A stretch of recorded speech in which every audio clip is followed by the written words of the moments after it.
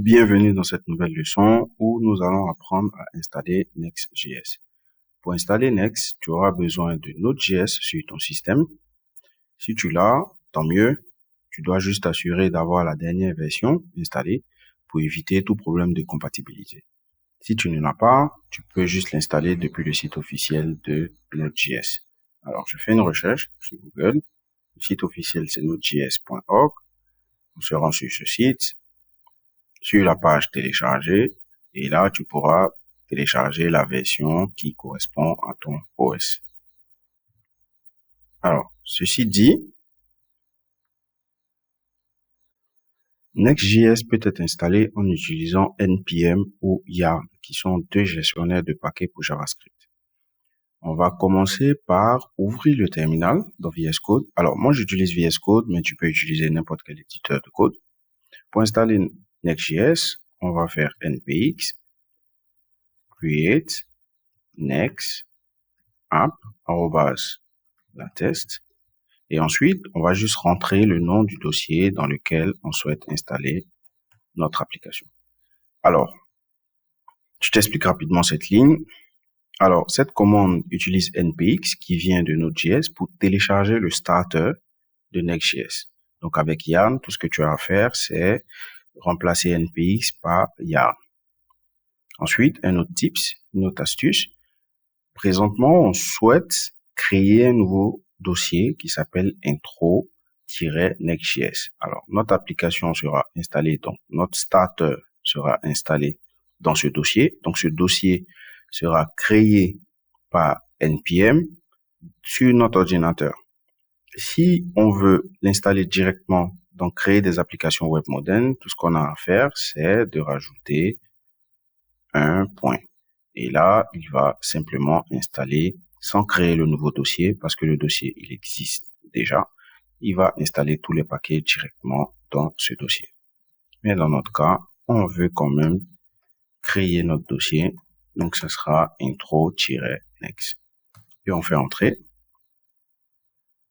Alors, le terminal va nous poser quelques questions pour personnaliser notre projet. Alors, would you like to use TypeScript? Pour nous, ça sera non, parce qu'on n'aime pas TypeScript. Alors, TypeScript ajoute des types statiques à JavaScript, ce qui peut améliorer la qualité de code et faciliter le débogage. Donc, dans notre cas, on va juste utiliser JS. Donc, would you like to use ESLint? Donc, ESLint, c'est un outil d'analyse de code pour identifier les problèmes de syntaxe et plus. Alors, dans notre cas, ça sera yes. Would you like to use Tailwind CSS? Dans cette formation, il est prévu qu'on utilise Tailwind CSS.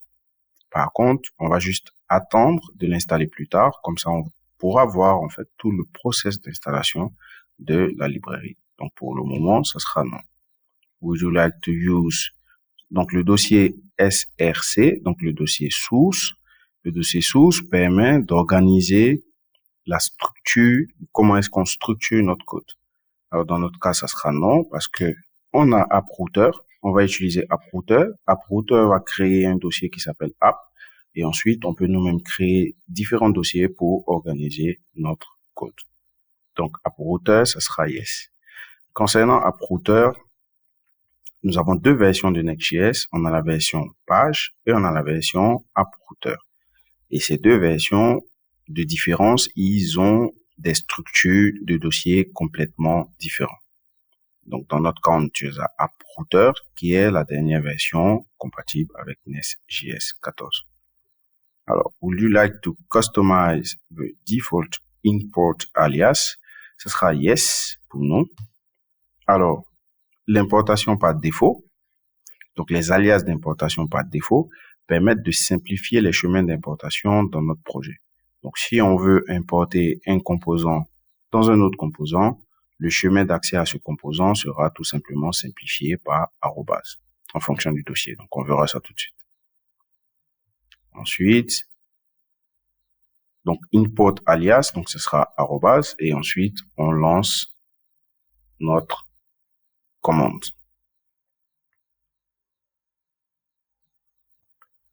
Alors, maintenant que notre starter est installé, on va juste naviguer dans notre dossier, donc si on fait ls, on peut voir que notre dossier intro Next.js existe dans ce dossier créer des applications web modernes. Et là, on va cd intro Next.js. Donc là, on est dans le dossier intro Next.js. Et ensuite, on va lancer la commande npm run dev. Alors, cette commande déclenche le démarrage du serveur de développement, ce qui permet de développer et de tester notre application dans un environnement local. Donc, cette commande est définie dans la section script. On le verra tout de suite. Donc, ce sera npm run dev. Et là, notre serveur commence à se lancer et il est accessible via localhost 3000. Donc, si on navigue dans notre projet, donc on va ouvrir cette section. Donc, on est dans notre projet ici et on se rend dans le fichier package.json. Et dans ce fichier, on peut voir que on a notre script et ici, on a notre Next.dev. Alors, je t'explique. Next.dev démarre le serveur de développement, permettant le rechargement direct et le débogage pendant le développement. On verra ça tout au long de la formation. Ensuite, Next.build construit l'application pour le déploiement en production. Donc, il va compiler les composants et les pages React en HTML, CSS et JavaScript statique. Donc, tout ce qu'on va écrire ici sera ensuite transformé, donc compilé en HTML, CSS et JavaScript. Ensuite, on a Start. Donc, Next Start démarre un serveur de production pour servir le site qu'on a créé. Donc, la commande utilisée après avoir créé le site pour la production. Ensuite, lint, qui est next lint, exécute ESLint qu'on a vu lorsqu'on installait pour détecter les erreurs dans notre projet. Donc, c'est utile pour maintenir la qualité et la cohérence du code. Alors, on va fermer ça. On va se rendre sur localhost, donc localhost 3000. Et là, on pourra voir notre starter, donc notre projet starter se charge. Et là, voilà, on a notre starter et ce starter est disponible ici dans cette page. Donc, notre starter, le voilà. Alors, l'environnement Next.js a été installé, il a été démarré. Dans la prochaine leçon, on va explorer plus en détail la structure du projet. À tout de suite.